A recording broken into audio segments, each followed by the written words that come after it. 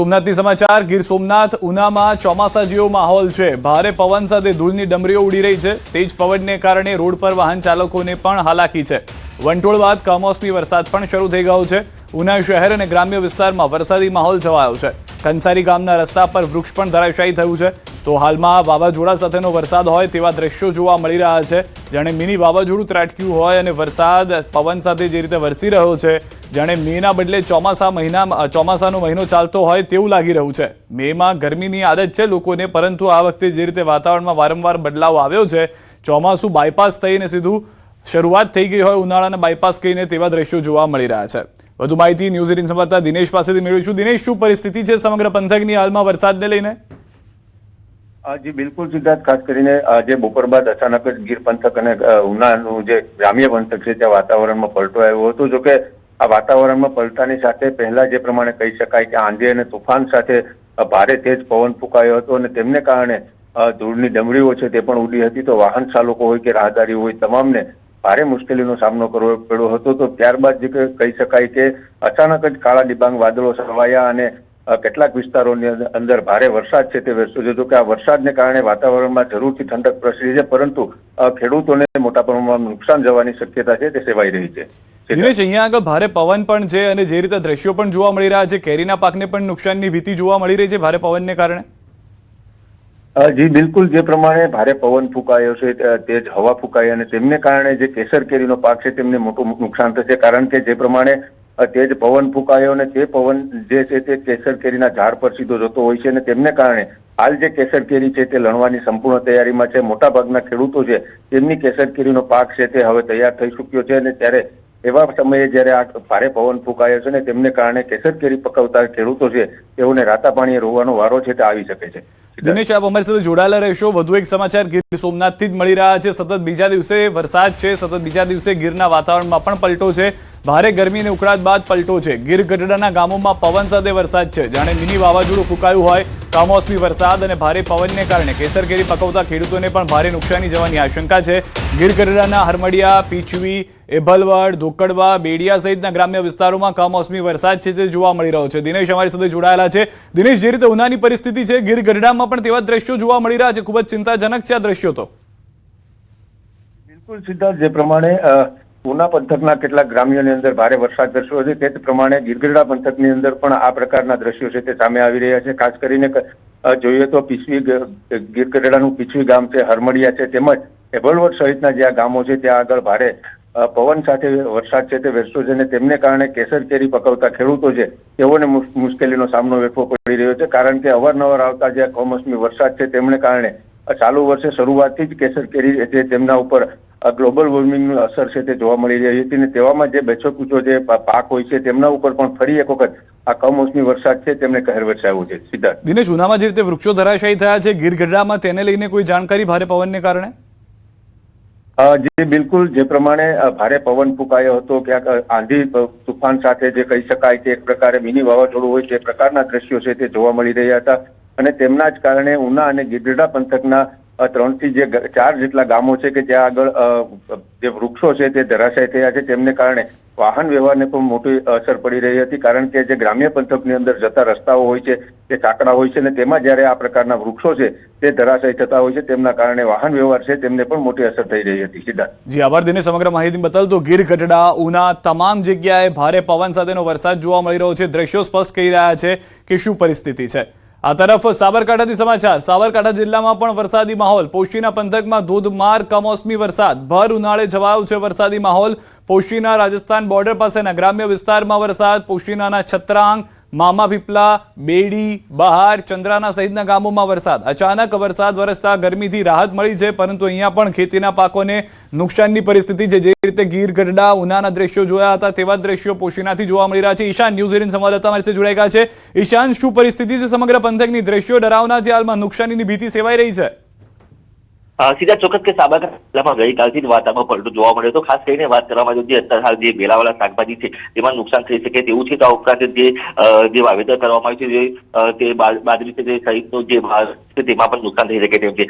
અચાનક જ જે પોશીના પંથકમાં અને જે રાજસ્થાનની બોર્ડર પાસેના આવેલા ગામડાઓ છે કે ત્યાં અચાનક જ ધોધમાર કમોસમી વરસાદ વરસ્યો હતો, જેના કારણે હાલ તો ગરમીથી રાહત તો મળી છે, પરંતુ ખેડૂતોના પણ જીવ ખતરો તાળવે ચોટ્યા છે. જી આભાર ઈશાન સમગ્ર માહિતી બદલ. તો હાલમાં જે દ્રશ્યો જોવા મળી રહ્યા છે છતરાંગ, મામપીપળા સહિતના અનેક વિસ્તારોમાં વરસાદ છે. બીજી તરફ બનાસકાંઠાથી સમાચાર, અંબાજીમાં પણ બીજા દિવસે વાતાવરણ પલટાઈ ગયું છે. ભારે ઉકળાટ વચ્ચે બપોર બાદ વાદળછાયું વાતાવરણ છે. અંબાજી પંથકના વિસ્તારોમાં ધીમી ધારે વરસાદ શરૂ થઈ ગયો છે. આગાહી પ્રમાણે આજે અંબાજીમાં વરસાદની શક્યતા છે. વરસાદી માહોલ છવાતા સ્થાનિકોને કાળઝાળ ગરમીથી રાહત મળી છે. ગઈકાલે પણ આવા જ દ્રશ્યો જોવા મળ્યા હતા. હાલમાં જે રીતે ઉના-ગીર પંથકમાં પણ વરસાદ જોવા મળી રહ્યો છે, પીપળિયામાં, સાબરકાંઠામાં વરસાદ જોવા મળી રહ્યો છે. અંબાજીમાં પણ વરસાદને લઈને હવે અપડેટ શરૂ થઈ ચૂકી છે કે ત્યાં પણ વાદળછાયું વાતાવરણ છે, એટલે કે ઉત્તર ગુજરાતના વિસ્તારોમાં વરસાદને લઈને હાલમાં જે શક્યતાઓ છે તે વધુ પ્રબળ થતી જોવા મળી રહી છે. કેટલાક વિસ્તારોની અંદર તો વરસાદ શરૂ પણ થઈ ગયો છે. સાબરકાંઠા, પોશીના પંથકમાં ધોધમાર વરસાદ છે. અંબાજીના પણ આ દ્રશ્યો જુઓ, જ્યાં પણ વરસાદની શરૂઆત થઈ ગઈ છે. વીજળીના કડાકા ભડાકા સાથે ભારે પવન સાથે વરસાદ થઈ રહ્યો છે. વધુ માહિતી ન્યૂઝ એટીન સંવાદદાતા મહેન્દ્ર માસે જોડાઈ ગયા છે. શું પરિસ્થિતિ છે હાલમાં અંબાજી પંથકની, મહેન્દ્ર? જી બિલકુલ સિદ્ધાર્થ, આપને બતાવી દઉં કે અંબાજી પંથકમાં સતત દિવસે વાતાવરણમાં પલટો જોવા મળી રહ્યો છે અને કહેવાય છે કે બીજા દિવસે પણ આમ બપોર બાદ એકાએક વાતાવરણમાં પલટો જોવા મળ્યો હતો ને કાળા ડિબાંગ વાદળો છવાયા હતા આકાશમાં, જ્યારે એમ કહે છે કે હળવા વરસાદી ઝાપટા પણ વરસ્યા હતા, જેના કારણે છે ગરમી માનસિક રાહત જોવા મળી રહી છે. પણ ખેડૂતોના જીવ તાળવે ચોંટાય તેવું લાગી રહ્યું છે કે ખેતરોમાં જે છે બાજરીનો પાક જે લચી રહ્યો છે એ આડો પાક પડવાની પણ શક્યતા જોવા મળી રહી છે અને ક્યાંક પાક બગડે તેવી પણ ભીતિ ખેડૂતોમાં શોભાઈ રહી છે. અને હાલ તબક્કે જે છે વરસાદને જે હળવા ઝાપટાને લઈને વરસાદમાં જે વરસાદ પડ્યો છે તેને લઈને ગરમીમાં પણ આંશિક રાહત અનુભવ રહી છે. સિદ્ધાર્થ, આભાર મહેન્દ્ર સમગ્ર માહિતી બદલ. તો સાંજે 7 વાગ્યા સુધી વરસાદની આગાહી. મધ્ય અને ઉત્તર ગુજરાતના કેટલાક ભાગોમાં આગાહી, સૌરાષ્ટ્રના કેટલાક ભાગોમાં પણ વરસાદની આગાહી છે. કેટલાક વિસ્તારોમાં હળવા વરસાદની શક્યતા છે. પવન સાથે વરસાદની હવામાન વિભાગે આગાહી કરી છે. બનાસકાંઠા, અરવલ્લીમાં વરસાદની આગાહી છે. ખેડા, પંચમહાલ, અમદાવાદમાં પણ આગાહી કરવામાં આવી છે. દાહોદ, પંચમહાલ, મહીસાગરમાં પણ આગાહી છે. ભરૂચ, નર્મદા, છોટાઉદેપુરમાં પણ વરસાદની આગાહી કરવામાં આવી છે.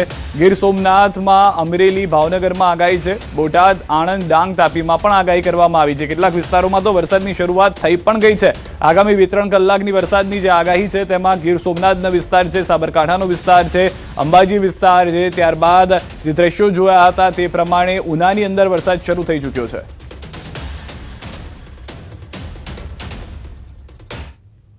અન્ય સમાચારો પર હવે નજર કરીએ. સુરતથી સમાચાર, SBI બેંક લૂંટના આરોપી ઝડપાઈ ગયા છે. 6 દિવસ બાદ યુપીથી 2 આરોપીઓને ઝડપી પાડવામાં આવ્યા છે.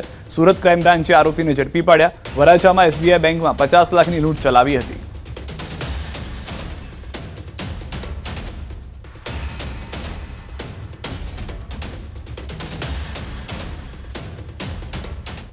કે લગભગ 2 મહિનાથી આ ગેંગના ઘણા બધા મેમ્બર અહીંયા સુરતમાં જહાંગીરપુરાના જો ઉગત કનાલ છે એના કનાલ પાસે જો એક ભાડામાં મકાન રાખીને લગભગ 2 મહિનાથી રહેતા હતા અને ત્યાં જો રેકીને કામગીરી કરવાના ઘણા વખત આ લોકો બેંક ગયા અને આ જો બેંકની સ્થિતિ એવી હતી કે ત્યાં હતા બધા કન્સ્ટ્રક્શનના કામ ચાલે છે જો જેના લીધે બંને બાજુ ખોદાણ થયેલા છે. બહુ ઓછા ટ્રાફિકવાળા વિસ્તાર છે જો જેના જરૂરત હોય આ લોકો જાય છે, બાકી કોઈ રૂટીન ટ્રાફિક બહુ જ્યાદા ત્યાં રહેતા નથી. તો આ લોકોએ એવી જગ્યા નક્કી કરવા જોઈએ અને સાથોસાથ એવું પણ નક્કી કર્યા કે જો જ્યારે સૌથી વધારે પોલીસ બિઝી હોય ત્યારે આપણા જોઈએ આ લૂંટના અંજામ આપવાના જોઈએ. તો 2 મહિનાથી પ્લાન બન્યો હતો. ભીડભાડ વગરની બેંકને ટાર્ગેટ બનાવી પોલીસ જે દિવસે વધારે બિઝી હોય તે દિવસને લૂંટનો પ્લાન બનાવ્યો હતો. कि अपना अलग अलग राज्यों जो एकदम क्रिमिनल है जो आ प्रकार गुनाओं में वेपन आर्म्स एक्ट लूट डकैती में शामिल हो एना कॉन्टेक्ट કરીને અહીંયા મોકલા. અહીંયા એના જો માણસ હતા જોઈએ આ માણસ બધાને લેવા જાય અને લઈ આવે અને પછી સાથે રાખે જોઈએ અને જેટલા જરૂરત છે એટલા જ પરિચય એકબીજામાં કરાવે એકબીજા સાથે અને ટૂંકા નામ આપે જોઈએ અને એક વ્યક્તિને 4-4, 5-5 નામ તરીકે હોય ઉર્ફે ઉર્ફે ઉર્ફે ઉર્ફે જેથી કોઈને સાચું નામ એના ખબર નહીં હોય कौन क्या न रहवासी हो आ भी आपस में आ लोग बात नहीं करता था. તો આ ગેંગનો મુખ્ય પટના જેલમાં બંધ છે. આંતરરાજ્ય ગેંગે દહેરાદૂનમાં 13 કરોડની લૂંટ કરી હતી. સમગ્ર ભારતમાંથી ખૂંખાર આરોપીની પસંદગી કરાઈ હતી. તમામ આરોપીઓ સુરત આવ્યા હતા. આરોપીઓ એકબીજાને ઓળખતા ન હતા. એક આરોપીના 5-5 નામ હતા. તમામના આધાર કાર્ડ મધ્યપ્રદેશમાંથી બન્યા હતા. બધા આરોપીઓના ખોટા આધાર કાર્ડ બન્યા. તો આ તરફ 2 મહિના પહેલા બેંકમાં રેકી કરી હતી. બેંકના ખૂણે ખૂણાના ફોટો આરોપી પાસે હતા. લૂંટ બાદ તમામ આરોપી હિંમતનગર બસ સ્ટેન્ડ ભેગા થયા. 3 આરોપી યુપી જવા નીકળ્યા હતા. 4 આરોપીઓ અન્ય જગ્યાઓ પર ભાગ્યા. માસ્ટરમાઇન્ડ કુંદન ભગત નામના સંપર્કમાં હતો. લૂંટના રૂપિયા કુંદન ભગતને પહોંચાડવાના હતા. કુંદન ભગત 13 કરોડના લૂંટ કેસમાં જેલમાં છે. અલગ અલગ રીતે બધાને એવું હતું ભલે મોડા થાય કે પહેલા થાય, લેકિન લોકો મળશે હિંમતનગર, પછી ત્યાંથી નક્કી કરીને ક્યાં ક્યાં આપણા ભાગવાના. તો આ લોકો અહીંયા જઈને હિંમતનગર બસ સ્ટેશન પહોંચ્યા. હિંમતનગર બસ સ્ટેશનથી પછી પોતપોતાને આ 3 લોકો યુપી ગયા, બાકી લોકો અલગ અલગ વિસ્તારમાં નીકળી ગયા બિના બતાવે કોણ ક્યાં જાય છે. પછી આ લોકો નક્કી કરે ફર્ધર જો એના સૂચનાઓ મળશે આ કુંદન ભગત ત્યાંથી કરશે, કઈ રીતે પૈસાની વહેંચણી, કઈ રીતે બધા મળી. અને બધા આરોપીઓ જો છે આ કુંદન ભગત સાથે લિંક છે. જો એક જગ્યાએ કોમન લિંક છે આ કુંદન ભગત છે બધા આરોપીઓને છે. અને બધા આરોપી કોઈ ને કોઈ સમય ઉપર જો જેલમાં કુંદનના કોન્ટેક્ટમાં હતા. તો જે દ્રશ્યોમાં જોવા મળી રહ્યા છે, આરોપીઓને પકડીને લાવવામાં આવ્યા છે. કુંદન ભગત હાલમાં પ્રાથમિક દ્રષ્ટિએ માસ્ટરમાઇન્ડ હોવાની જાણકારી મળી રહી છે કે જેઓ જેલમાં આરોપીઓ સાથે સંપર્કમાં હતો, કે જે આખી સિન્ડિકેટ બનાવીને ચાલતો હતો. તો લૂંટની જે ઇનસાઇડ સ્ટોરી છે, સુરતના SBI બેંકમાં 50 લાખની લૂંટના આરોપી ઝડપાઈ ચૂક્યા છે. ક્રાઇમ બ્રાન્ચને સફળતા મળી છે. સુરત ક્રાઇમ બ્રાન્ચે આરોપી કુંદન ભગત ગેંગમાં એક્ટિવ હોવાની જાણકારી મેળવી. બિહારની કુખ્યાત કુંદન ભગત ગેંગમાં એક્ટિવ હતા આરોપીઓ કે જેઓને પકડવામાં સફળતા મળી છે. લૂંટનો માસ્ટરમાઇન્ડ કુંદન બિહાર જેલમાં બંધ છે.